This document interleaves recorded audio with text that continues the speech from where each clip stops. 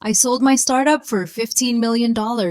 7 years, no vacations, no weekends, just me, my laptop, and endless hours building something from scratch. I thought my family would be proud. I imagined my parents smiling, maybe a hug from my sister, just something.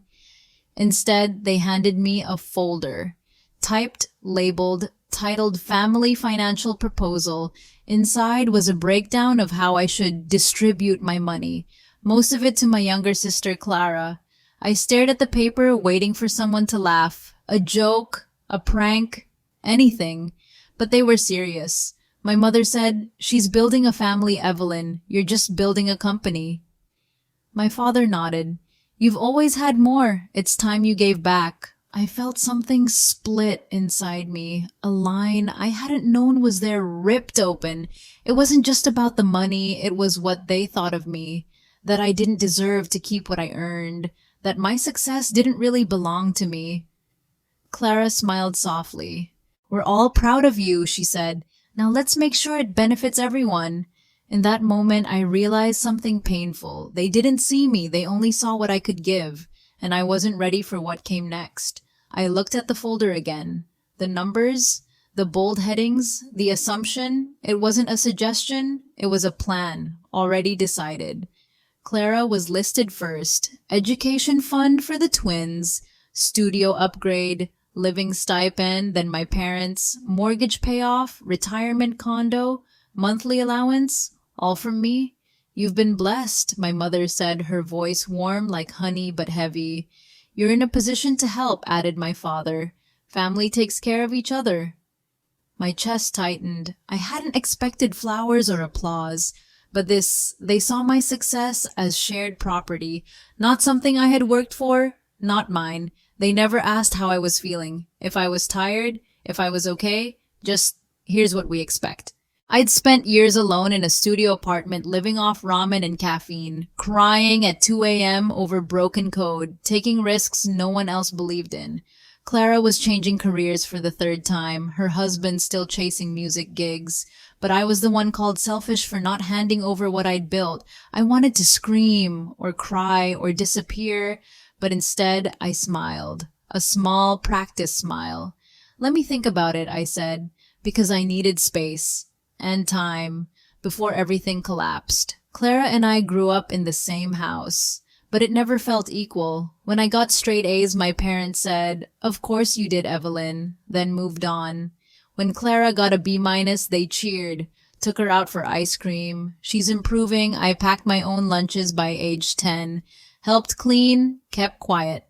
Clara forgot homework, lost shoes, skipped chores. She was creative, sensitive, still learning. I was capable.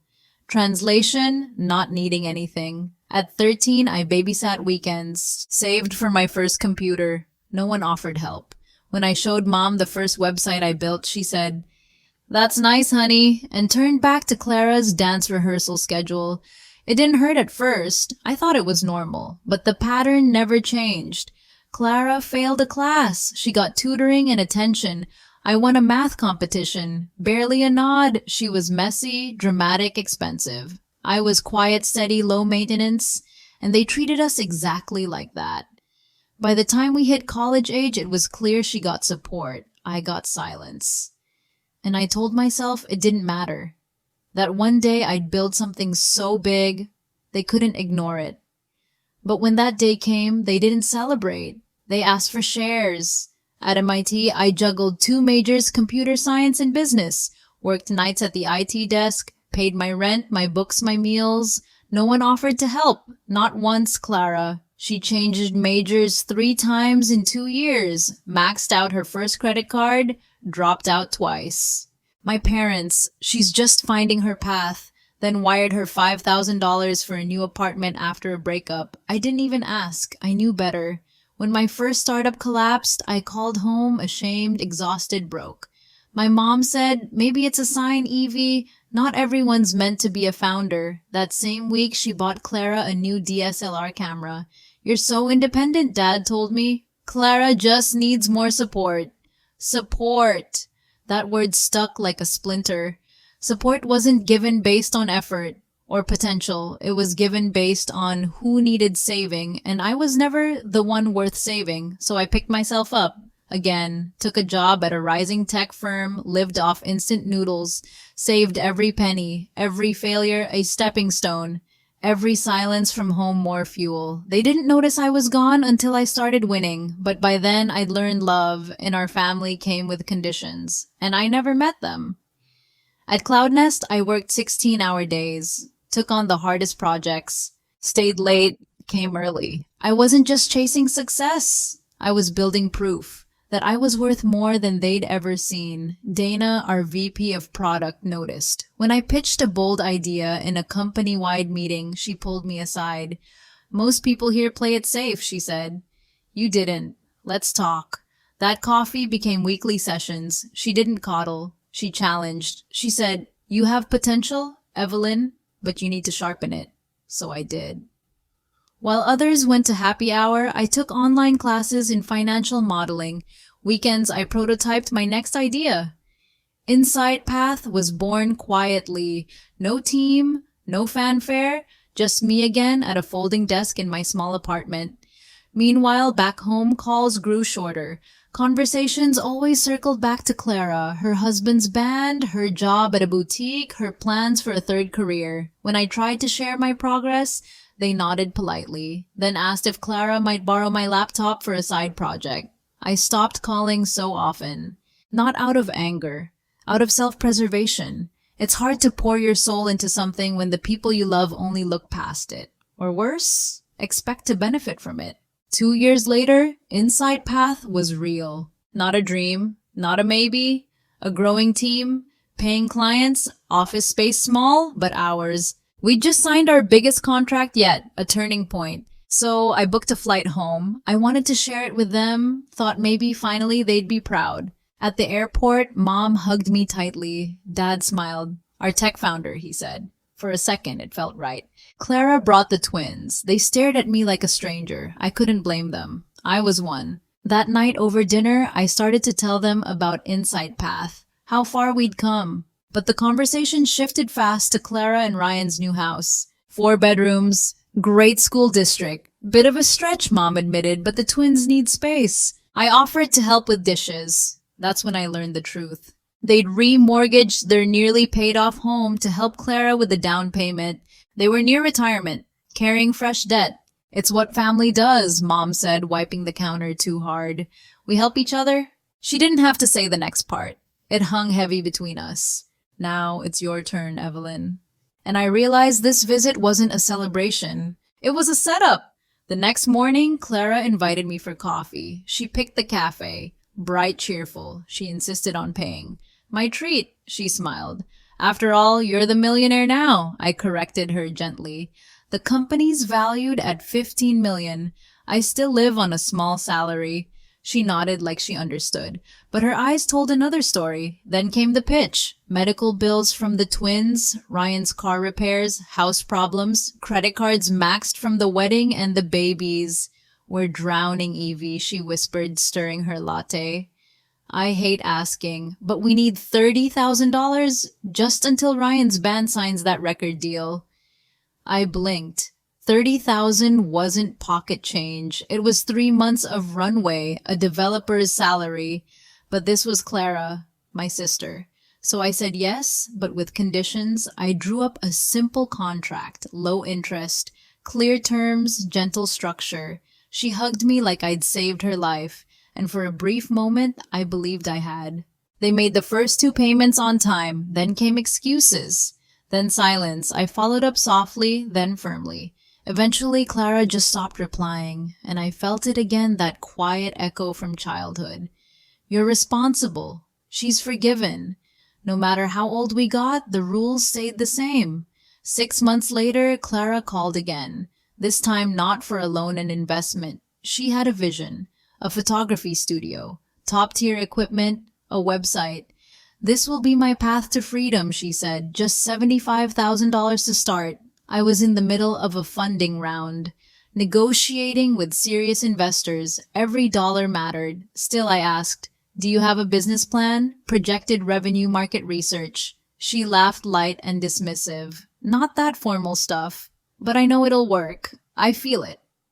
I paused. I couldn't say yes. Not this time. So I offered something else help to build a proper plan, connect her with resources, even a small business mentor. Her smile vanished. She cried, said I didn't believe in her, that I wanted people to cheer for me but wouldn't clap for her. I sat in stunned silence as she hung up. The fallout was quick. My parents called, disappointed. She's trying, Evelyn. Why won't you support her? At Thanksgiving, the tension was thick. Jackson made sharp jokes about tech people hoarding wealth. Mom sighed every time I spoke, and then Clara raised her glass. To those who can help, but choose not to, may they learn what family really means. I left early the next morning, and something inside me cracked. Back in San Francisco, I threw myself into work. Insight Path had just hit its stride. Our client list was growing. We were lean-focused and finally profitable. Then the email came. Subject line, acquisition offer, official, a major tech company, a name everyone knew. They offered 15 million. I stared at the screen, read it 3 times, then called Dana. They want to buy us, I said. My voice barely above a whisper. She didn't hesitate. You've built something real, Evelyn. The question is, are you ready to let it go? That week was a blur of meetings, numbers, long walks, and sleepless nights. In the end, I said yes. The deal included jobs for my team, better benefits, a future for the product, and freedom for me. The day I signed the papers, I sat in their glass conference room, champagne in hand. To Insight Path, their CEO toasted, "Welcome to the family." That word hit differently now. Family. That night, I took myself to dinner. Alone. 5 courses, wine pairings, a quiet table by the window. $15 million had just hit my account. And yet I felt empty. No calls from home, no celebration, just silence. Then, as if on cue, my phone lit up. Dad's in the hospital. Call us. Of course. I flew out the next morning, bought gifts on the way, too expensive, too rushed. Whiskey for Dad, cashmere for Mom, designer clothes for the twins. A spa voucher for Clara. The hospital smelled like bleach and quiet panic. Dad looked smaller in that bed, wires trailing from his arms. Mom's eyes welled up when she saw me. You came, she whispered like it was a surprise. Clara arrived an hour later with the twins. Look who came to see Grandpa, she said, smiling too wide. I waved. They stared curious but distant. It almost felt normal for a moment. The doctor said it was just stress. High blood pressure. Nothing critical. We all went home that evening. I ordered catering to give Mom a break. Dinner was warm. They asked questions about the acquisition. Dad raised a toast. Clara asked about my team. I started to breathe again. Maybe, just maybe, we'd turned a corner. But after the kids went to bed, I walked into the kitchen for water and froze. I heard voices from the dining room. So it's really 15 million, Dad asked.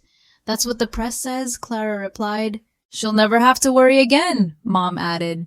Then Ryan's voice low and firm. She's family. She should help. And just like that, the warmth shattered. I didn't walk in right away. I stood by the doorway, listening. Their voices were low, steady, like a business meeting. She could pay off the house, Dad said, easily. Or set up college funds, Mom added. The twins, the new baby, they'd be set. Clara sighed. She won't offer unless we ask directly. You know how she is. Then Ryan, blunt as ever, she wouldn't have made it without all of you. She owes this family. I stepped in. They turned. 4 faces. Guilt, shock, discomfort. Not one apology. How long have you been standing there? Mom asked, trying to smile. Long enough, I said. The room fell quiet. This was supposed to be a family dinner, I added. Not a strategy session about my money. They fumbled, soft denials, awkward laughter, but it was already broken. Later, Clara dropped her final card. I'm pregnant, she announced, hand on her belly. We weren't planning it, but life happens. Everyone clapped, smiled, toasted. Then came the ask. Retirement help for my parents, debt relief for Clara and Ryan, Startup capital for Clara's blog. Investment in Ryan's next album. Dad excused himself, returned with a folder. A printed proposal. Title Family Financial Planning Revised. And just like that, I stopped being a daughter. I became an account. I opened the folder. My hands shook, but not from surprise.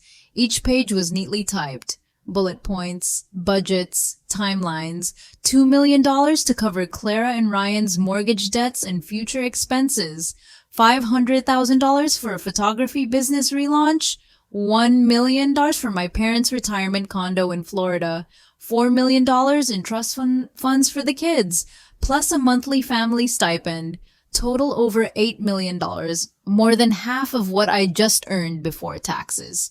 We left plenty for you, Mom said gently. You'll still have millions. I couldn't speak, just stared at the math. Their math. They'd already decided, already divided. Not one page asked what I wanted. Not one word said thank you. I closed the folder, looked around the table. They looked back, expectant, hopeful. Not for me, from me. I need some time, I said quietly. Dad nodded, of course. Take the weekend. Just know we're so proud and grateful you're in a position to help. I left that night, checked into a hotel across town. The proposal sat beside me on the bed, heavy, cold. Each page whispered something I didn't want to believe. You don't matter here, only what you can provide. And somewhere deep down, I already knew this wasn't about love. It was entitlement. I called Diane the next morning, my financial advisor during the acquisition. I need your professional opinion, I said. And maybe your personal one too. I told her everything. The proposal, the ask, the pressure. She listened quietly, then sighed. This isn't uncommon, she said. Sudden wealth reveals dynamics that were always there. Not creates them, reveals. Then she asked, do you want me to look into their financial history just to understand the risk? I hesitated, then agreed. By afternoon, she called back. Evelyn, it's worse than you think. Clara and Ryan had filed for bankruptcy 2 years earlier. Multiple maxed out credit cards, defaulted loans, pattern of missed payments, not from medical bills, not emergencies, just lifestyle, mismanagement. Giving them a large sum, Diane said, would be like pouring water into a bucket with a hole in the bottom. I hung up and sat still for a long time, somewhere between fury and heartbreak. They hadn't just needed help, they'd hidden the truth from me and still expected millions without accountability. I looked at the folder again. What felt like a betrayal now read like a demand backed by deception. This wasn't just about family anymore, it was about boundaries and whether I had the courage to draw them. I returned to the house the next evening. They were all there, Mom, Dad, Clara, Ryan. The twins were next door. It felt staged, like they were waiting for me to confess something. Only I wasn't the one who had done anything wrong. Dad cleared his throat. We gave you space. Have you read the proposal? I nodded. I have. And I'm sorry, but I can't agree to it. The room went cold. Mom's smile tightened, then disappeared. Clara's eyes filled instantly, too quickly. What do you mean you can't agree? Ryan asked, his tone sharp, like I'd broken a promise. I tried to stay calm. I want to help, I said, but not like this. Not with this level of control or assumption. I offered alternatives. Education funds for the kids locked with a trustee. Help for Mom and Dad with medical bills. Financial counseling for Clara and Ryan. I thought it was fair. Thought it was generous. But Clara started sobbing. How can you be so selfish? We're talking about our children. Our future. She touched her stomach like I was harming her baby by saying no. Mom looked at me like I'd broken her heart. Dad said nothing, but I could feel it. They weren't hearing me, only what I refused to give. Mom leaned forward, voice low. If Clara were in your place, she'd share everything. That sentence sliced deep. I took a breath. I worked 16-hour days for 7 years. I missed holidays, birthdays. I built this from nothing. Dad finally spoke. And you wouldn't have done any of it without us. We gave you a roof and education values. I nodded slowly. Yes, and I'm grateful. But gratitude doesn't mean ownership. My success isn't a group project. Ryan stood up. His face was red. So you're just going to hoard it while your family struggles. I stayed seated, calm but shaking inside. I never said I wouldn't help. I said I won't be manipulated. My, That's when mom dropped the real blow. We already told the family, your aunts, your uncles, they know you're helping everyone.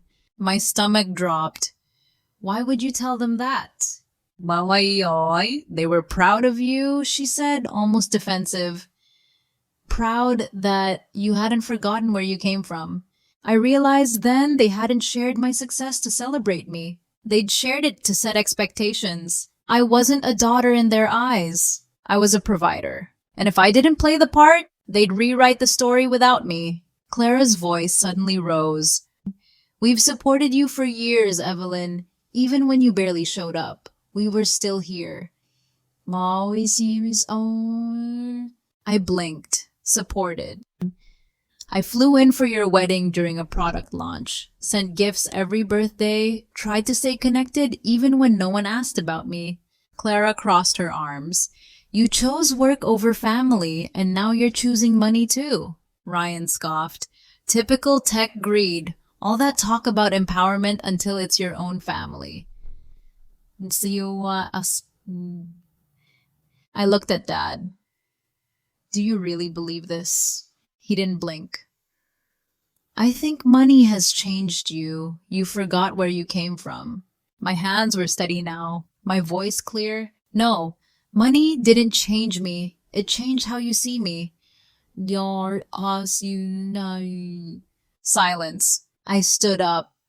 I need space. I love you, but I can't do this. Mom's eyes filled. If you walk out that door without helping us, don't bother coming back. Dad added firm and final. You're not the daughter we raised. I looked at each of them, one by one. 4 people I had tried so hard to make proud. Then I picked up my coat. I'll send gifts for the twins. And I left, closed the door behind me. And for the first time, I wasn't sure I'd ever open it again. The airport was quiet. I sat by the gate numb. My phone buzzed, non-stop texts from Mom Clara. I didn't read them. I boarded early. First class. A seat I never let myself book before. I stared out the window as the plane lifted. Boston faded below. I felt weightless but not free. Back in San Francisco, I moved like a ghost. Signed final documents. Handed over systems. Introduced my team to theirs. Everyone smiled, shook hands, toasted. But inside I was hollow. Nights were the hardest. Silence pressed in like fog. I kept wondering, am I the selfish one? Maybe a better daughter would have just said yes. Maybe family means giving no matter what. The messages kept coming. Mom sent photos of the twins. They miss you. Why doesn't Aunt Evelyn love them anymore? Clara texted ultrasound pictures. Guilt tucked into every caption. Dad didn't write at all. Mom said his blood pressure had worsened. He's under stress, Evelyn. It's not good for him. No one said the words directly, but I felt it loud and clear. If something happens, it's your fault. Each message tightened the noose. Until one night, I sat on my apartment floor, phone in hand, and I realized I couldn't untangle this alone anymore. I searched for help the next morning. Not a business coach, not a lawyer, a therapist. Her name was Dr. Sarah. She specialized in family dynamics and sudden wealth. In our first session, I sat across from her, hands clenched. I don't know if I'm the villain, I said, or the victim. She didn't rush to answer. Instead, she listened.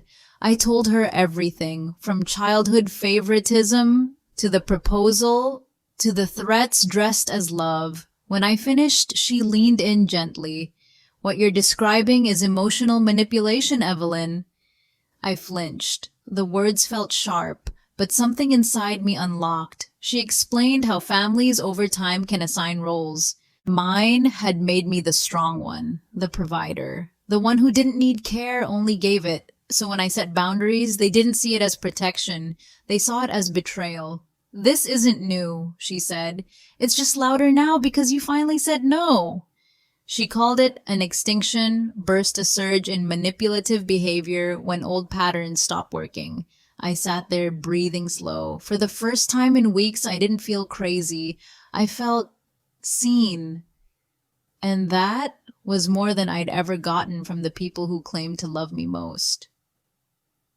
With Dr. Sarah's help, I began drafting a letter. Not a text, not a call, a clear written boundary measured honest and final. It took days. I rewrote every line, not out of anger, but out of grief. I told them I loved them, that I wasn't cutting them off, but I was stepping back. I explained what I would do, a one-time gift for my parents' medical expenses, college funds for the kids managed by a third-party trustee, financial counseling for Clara and Ryan, and I was clear about what I wouldn't do. No ongoing support, no loans, no shared accounts, no negotiations. At the end, I wrote, "Any future relationship must be built on respect, not obligation. No more guilt, no more threats." I hit send, then sat back in silence. The response came fast and hard. Mom called sobbing, "You're breaking your father's heart." Clara posted vague jabs online about rich sisters and cold hearts. Ryan sent a long, bitter email, full of blame, full of venom. Then came the aunts, the cousins. People I hadn't heard from in years suddenly had opinions. Some asked for money, others lectured me on family duty. The story had spread, and now I wasn't just the outsider, I was the villain. I followed Dr. Sarah's advice. Changed my phone number, set filters on my email. Any message from family went to a folder I'd read when I was ready. I logged off social media, blocked the noise, the shame, the stories they were spinning. Then for the first time in months, there was silence.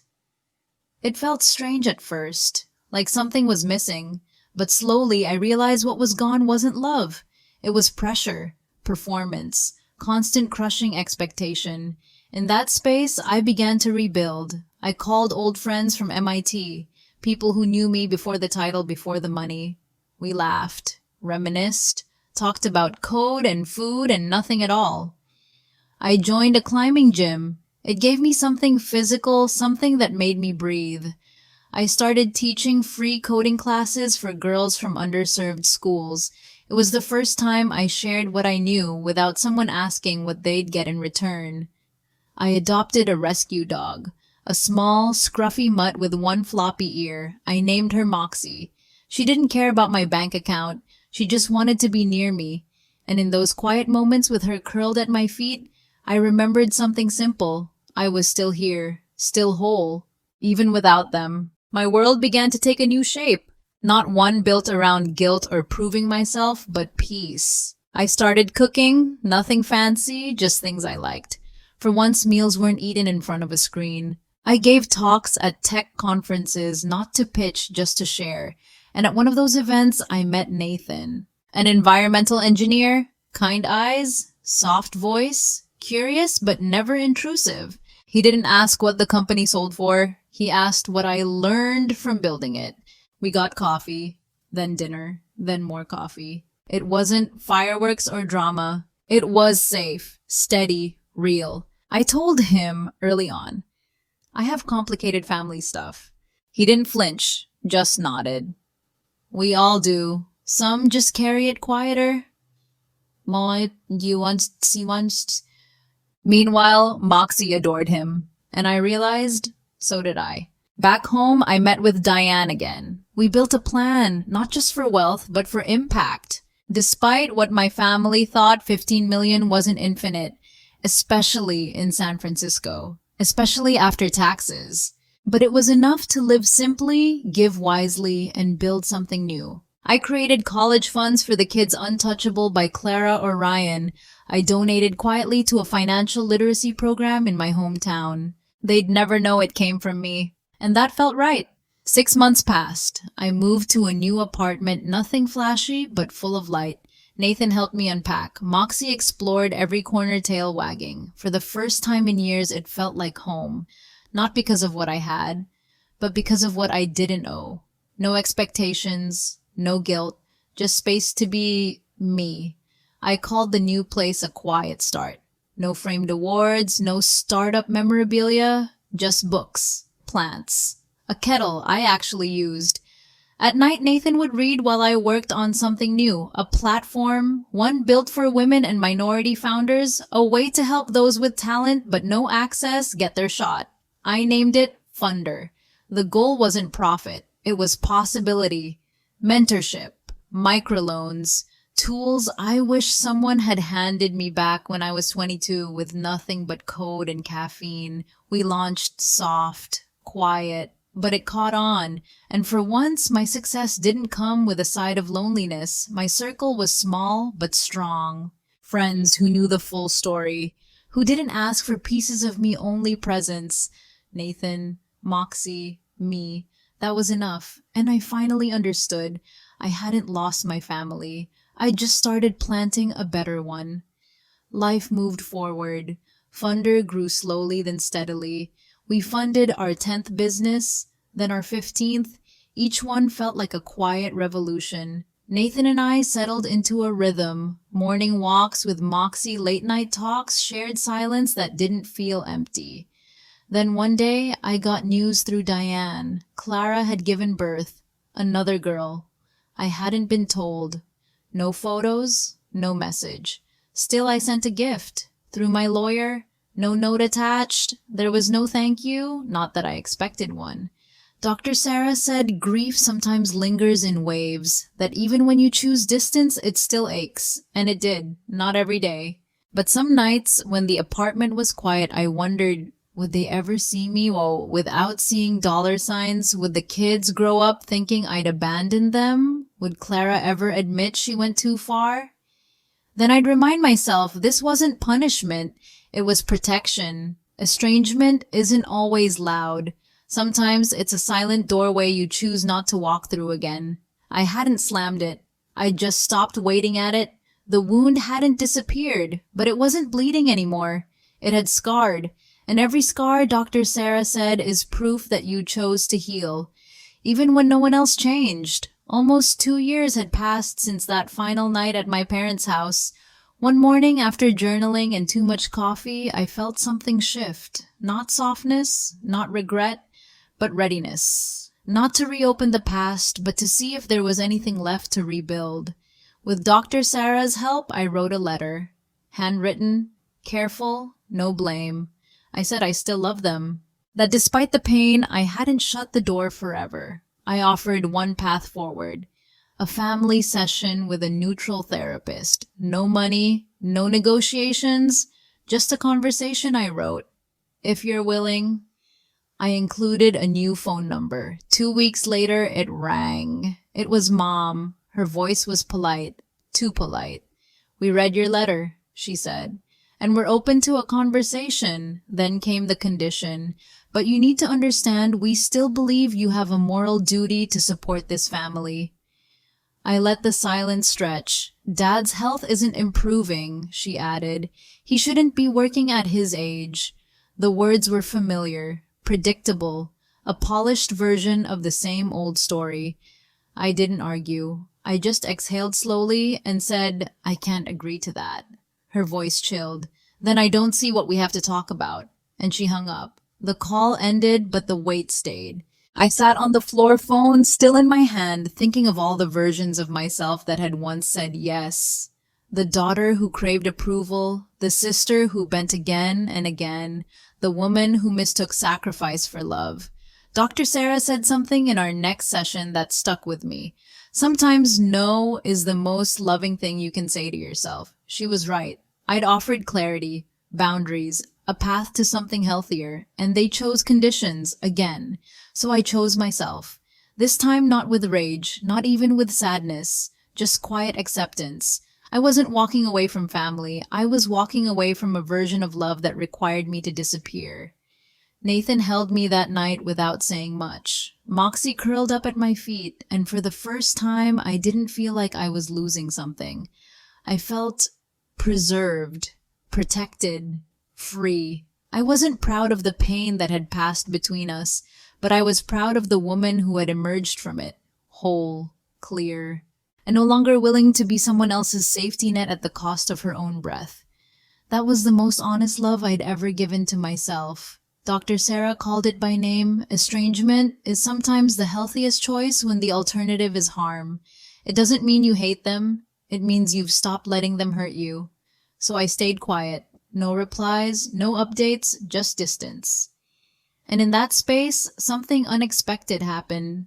I grew. Funder hit its stride, supporting dozens of women-led businesses in just our first year. Nathan and I took weekend trips, hiked, laughed. I learned to rest without guilt. We adopted a second rescue, an old pug with a slow shuffle and a crooked tail. We named her Dottie. She followed Moxie everywhere. 2 mismatched dogs, 1 peaceful home.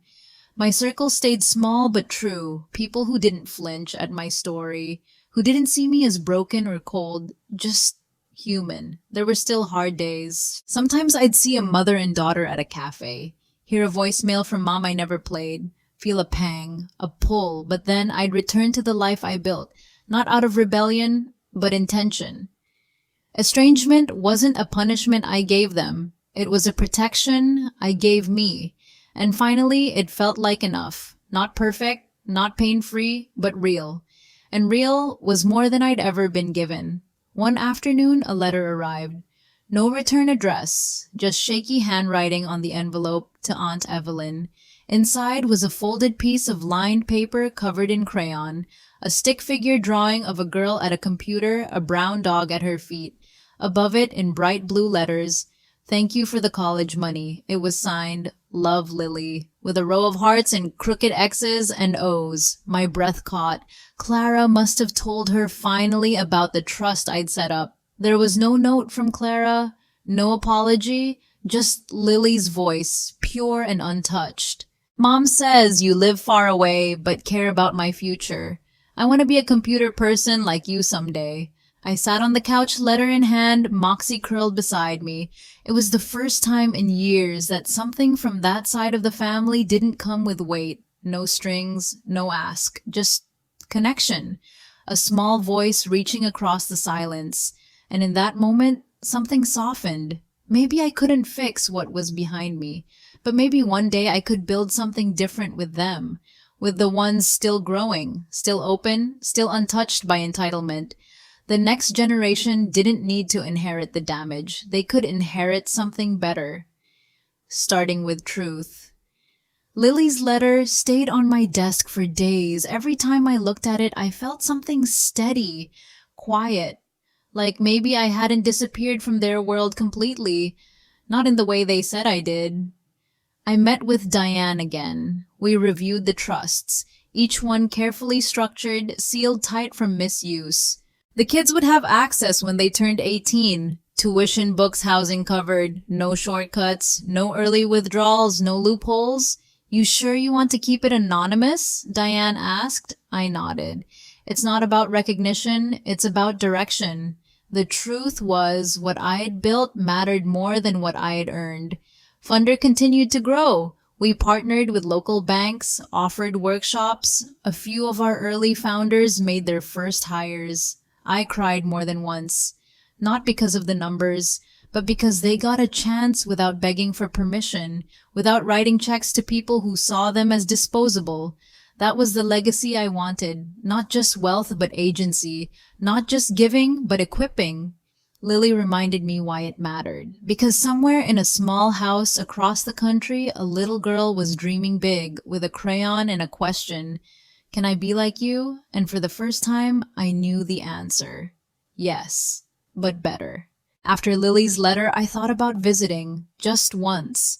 Not to fix anything, just to see, but the thought never settled right. I pictured walking through the front door, the same smells, the same furniture, but everything would feel smaller and heavier because that house wasn't home anymore. It was the place where I learned how to shrink, how to earn affection, how to apologize for my own needs. Dr. Sarah once asked, if you weren't related to them, would you ever choose those relationships? It stunned me because the answer was no. Without the shared blood, the guilt, the layered history, I wouldn't have stayed. Not in those dynamics, not that long, so I didn't go back. Not for holidays, not for birthdays, not for funerals, though one would eventually come.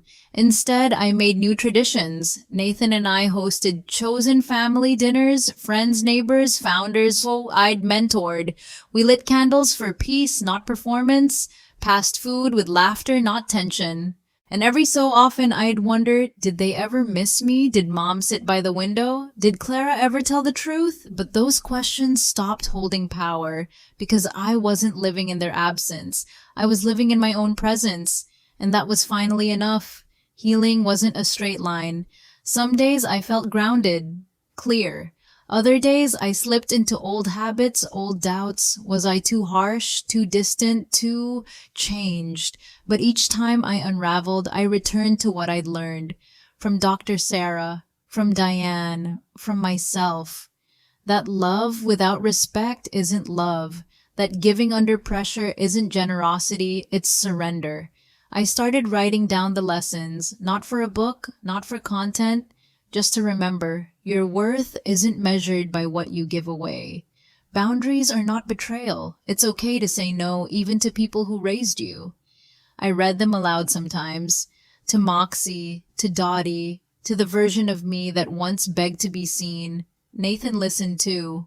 He never tried to fix the past, just held space for it, for me. He said once, maybe your biggest work wasn't the company. It's this, what I asked. Unlearning everything that told you love was earned by sacrifice. That sentence stayed with me because that's what it was. Unlearning, rebuilding, choosing, not in rebellion, but in restoration. And in doing that work, I found something my old life never gave me. Peace, the quiet kind. The kind you don't have to explain or prove. You just live in it. A year after Lily's letter, I sent her another gift. A used laptop, cleaned, updated, ready to explore. Inside the box, I tucked a note. For all the things you'll build, keep asking questions. I didn't sign it, didn't need to. The trust account would handle the rest. No contact came back, no thank you. And that was okay, because this was love without transaction, without expectation, without needing permission to care from people who once weaponized it. Nathan watched me tape the box. You're still giving, he said. I smiled. I just stopped giving myself away. The difference mattered. I gave to kids who still had room to grow, to founders who only needed one door to open, to myself, space-time softness. Funder expanded into 3 cities. We hosted our first summit. The energy in that room was electric ambition without apology. It was the world I'd once wished existed for me. Now I was helping shape it for others. At night, I'd fall asleep with Moxie on my chest and Dottie snoring somewhere near the door. Home had never been a place. It was a feeling, and I'd finally built one I didn't need to earn. I just belonged in it. No proposals, no price tags, just presence. One evening, Nathan and I hiked Muir Woods. Just us, the trees, and the hush of something ancient. At the highest point, he turned to me, quiet, steady, and said, "You've carried enough. Let's carry something together." Niman, I'm nasituayo. Then came the ring. Simple, beautiful, no spotlight. Just the right question at the right time. I said yes. There was no phone call home, no announcement to the people who once demanded shares of me, because this wasn't for them. They'd missed it all. The rebuild, the healing, the laughter, the moment I stopped chasing their approval and found my own. They hadn't just lost access to my money. They'd lost the view, the story, the version of me who bloomed anyway. I didn't feel triumphant. I felt whole. Not everyone clapped when I healed. Not everyone stayed when I said no. But the ones who mattered, they never needed to be convinced. They saw me. Not the resume, not the bank account, not the obligations. Just Evelyn, as she was. Messy, rebuilding, unfinished, but free. As we hiked back down hand in hand, I didn't think about who wasn't at the wedding. I thought about who would be there. And for once, the future didn't feel like a wait. It felt like a promise. A few months after the engagement, I launched something new, the Evelyn Foundation, focused on tech education for girls, financial literacy for families, Small grants for women trying to start again after being dismissed, doubted, or dismissed. No press release, no red carpet, just quiet impact. I funded it with a portion of the acquisition money, not what was left over what I chose to give. The causes weren't random. They were mirrors of everything I lived through. A girl who had to teach herself, a woman expected to give more than she was ever given, a family who believed money could replace love or obligate it. The foundation wasn't about rewriting my story. It was about planting new ones, stories where girls didn't need permission to dream, where women didn't need to beg for tools. Sometimes I pictured Clara scrolling past the website, seeing my name, wondering if it was about her. It wasn't. And yet, it was for every version of us who was told, you don't need help, you're strong. This time I gave support the right way, without expectation, without ownership, without asking anyone to trade pieces of themselves for love. It was the most expensive thing I ever built. But this time, no one tried to take it. Word eventually got back to me through someone distant, a cousin I barely remembered. Your mom says you've become cold. Clara thinks you forgot your roots. Maybe they truly believe that. Or maybe it was easier than facing their own reflection. But I didn't respond, because I wasn't angry anymore, just done explaining. Setting boundaries had never been about revenge. It was about survival.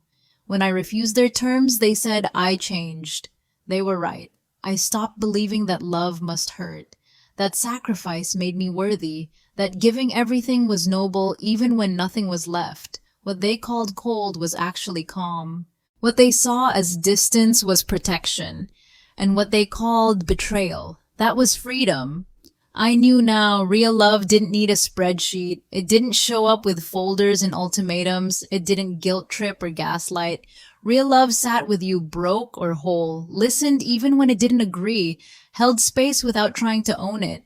And I'd built a life full of that kind of love, the kind they never understood.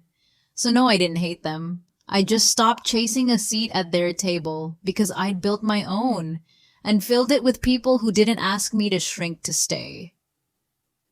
One morning, while prepping for a funder workshop, I glanced at our growing wall of photos. Women from all over, first-time founders, single moms, quiet thinkers, turned bold builders. None of them had famous names. None had safety nets. But they were creating something from nothing, just like I had. And I realized this was my legacy. Not the company I sold, not the money I kept, but the women I helped rise without owing anyone their soul in return. There was no plaque for it, no family crest, but it felt more permanent than anything I'd grown up chasing. Nathan walked in, coffee in hand. He smiled at the photos. You know they'll never forget this, right? I shook my head, a little overwhelmed. I don't need them to remember me, just to remember what they're capable of. That's what my family never understood. Legacy isn't inheritance. It's impact. It's what stays when your name is no longer in the room. I didn't need a statue or a seat at their table. I had helped build dozens of new ones. Somewhere girls like Lily were watching, not for handouts, but for what was possible. And I wanted the world they stepped into to be nothing like the one I had to escape. 2 years to the day since I walked out of that house, I stood by my window holding Lily's second letter. This one came typed careful. She was 9 now. Thank you for the laptop. I made a game in Scratch. It's about a girl who builds a spaceship. At the bottom, when I grow up, I want to help people too. I smiled through tears. Clara still hadn't reached out. No apology, no change. But somehow Lily had still found me without finding bitterness. She didn't ask why I left. She just showed me what she was becoming. And that was enough. That's when I knew maybe I'd never walk back through that door. Maybe they'd never understand why I left, why I drew the line, why I didn't return their calls. But I wasn't waiting for closure anymore, because I wasn't stuck in the story they wrote for me. I had authored my own. The business they thought was a phase changed lives. The money they tried to divide became futures. The woman they tried to guilt, she grew. She loved. She healed. I didn't need a grand ending, no final confrontation, just this truth. Not all doors need to be reopened. Some are meant to stay closed so you can finally breathe. Sometimes late at night, I'd replay it all, not out of regret, just reflection. The dinner, the folder, the silence that followed, and the part that always stuck, they never asked how I felt, only what I could give. They saw the bank account, not the burnouts, the company name, not the sleepless nights, the valuation, not the cost. They missed the crying on my apartment floor when the first startup failed, missed the ramen, the rejection letters, the loneliness, and when I finally succeeded, they didn't ask what it took. They asked what I'd share. Maybe it was easier that way. To believe I had simply won. To believe I didn't need comfort, only congratulations and a checkbook. But I needed more than that. More than obligation dressed as affection. And now years later, I've stopped needing it from them. Because I've built a life where I'm not just seen for what I produce, but who I am. Where hard days are met with support, not silence. Where love isn't followed by fine print. They never saw that version of me. But I did. And that was the difference. Because in the end, I didn't need their validation. I just needed permission from myself to stop asking for it. The first time I hosted a funder roundtable, I expected nerves. But as the room filled women with notebooks, ideas, and quiet hope, I felt something else. Belonging. No one asked for handouts. No one sized me up. They asked questions that mattered. How to build, how to recover, how to start. And when I spoke, they listened not to the success, but to the struggle. What was the hardest part? One woman asked. I paused. Honestly, knowing when to walk away from people who only loved what I gave them. Heads nodded, eyes softened, they understood.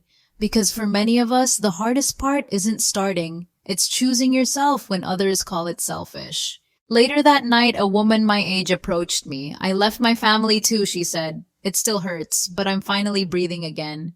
We didn't hug, we didn't cry, we just stood there in a room full of women learning to stop apologizing for becoming. And I realized this is what I was meant to build. Not just tech, not just programs. Space. For women to take up room without shrinking. To be ambitious without guilt. To say no without fear. The kind of room I never had, so I built it and left the door open. I used to think peace had to look like forgiveness. A reunion, a warm holiday table, a second chance. But peace I've learned is quieter than that. It's walking into your own home and not bracing for judgment. It's saying no and sleeping soundly after. It's building something that heals others without reopening your own wounds to prove you've healed. Nathan and I married in a redwood grove. Small, simple, just the people who saw all of me and stayed. No white dress, no aisle, just vows written by hand and promises meant only for one another. After dinner, someone asked if I missed them. I knew who they meant. My family, the ones who used to define every decision. I sipped my tea, looked at the sky. Sometimes I said, but not enough to go back, because this peace, it doesn't perform, it doesn't beg for love, it doesn't barter silence for harmony. It stands, steady, unbothered, even when no one claps, even when no one sees. It's the peace that doesn't need a headline, just a quiet, steady life, where the love is real, the air is clear, and you don't have to shrink yourself to belong. That kind of peace, I earned it, and I intend to keep it. I never set out to be the hero of this story. I just didn't want to disappear in someone else's version of me.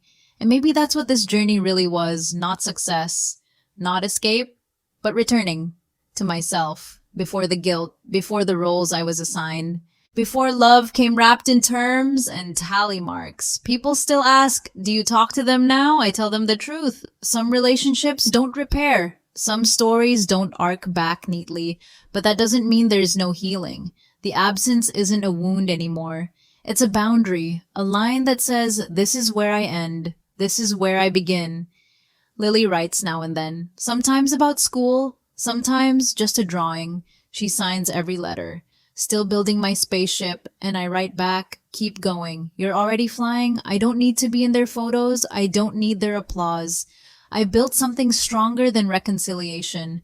I built a life rooted in truth, held by chosen love, protected by clarity. And when I look in the mirror now, I don't see the selfish one. I see someone whole, not perfect, but finally free, and that is more than enough. If any part of this story echoed something in you, a moment, a boundary, a quiet kind of strength, I'd love to hear it. Share your thoughts in the comments, and if you're still building your own version of freedom, hit subscribe to walk this path with us. Because sometimes the story you need is the one that finally sees you.